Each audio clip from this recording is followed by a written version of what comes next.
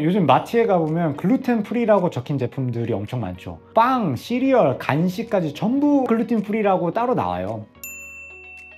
다이어트나 건강을 위해서 글루틴을 피해야 된다고 생각하는 분들도 많으시더라고요. 그런데 정말로 글루틴을 피하면 우리가 더 건강해지는 걸까요?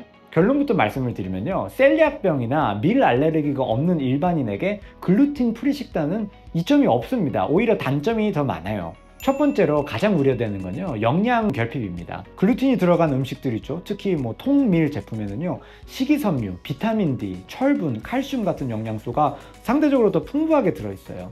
그런데 글루틴 프리 제품은요, 대부분 쌀가루나 감자 전분 같은 재료로 만들어져 있어서요, 영양이 상대적으로 부족하고 일부는 설탕이나 지방이 더 많기도 합니다. 결과적으로 에너지 저하나 장 기능 저하 같은 문제가 생길 수 있어요. 두 번째는요, 경제적인 부담과 어떤 생활의 불편함입니다. 글루틴 프리 제품은요, 일반 제품보다 평균 한 2배 정도 비싸요.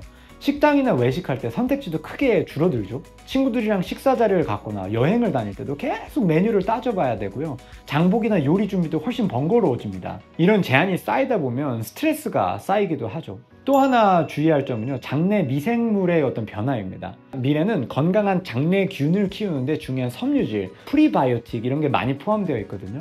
그런데 글루틴 프리 식단을 오래 지속하다 보면 이 섬유질 섭취가 줄어들면서 장내 환경이 나빠질 수 있어요. 일부 사람들한테는 오히려 과민성 장 증후군 같은 증상을 더 악화시킬 수 있다는 보고도 많이 있습니다. 마지막으로 이런 분들 계시죠. 글루틴 프리 식단을 하고 나니까 속이 확실히 편해졌다. 그러니까 나는 글루틴 프리 식단을 해야 된다라고 이렇게 말씀하시는 분들 계시거든요. 근데 실제로는 알고 보면 글루텐이 아니라 다른 성분에 반응하는 경우가 더 많습니다. 대표적으로 포드맵 이런 성분들이 있거든요. 진단 없이 무조건 글루틴을 제한하게 되면요, 이런 본질적인 문제를 놓칠 수도 있고요, 정작 필요 없는 제한만 남게 되는 경우가 많습니다.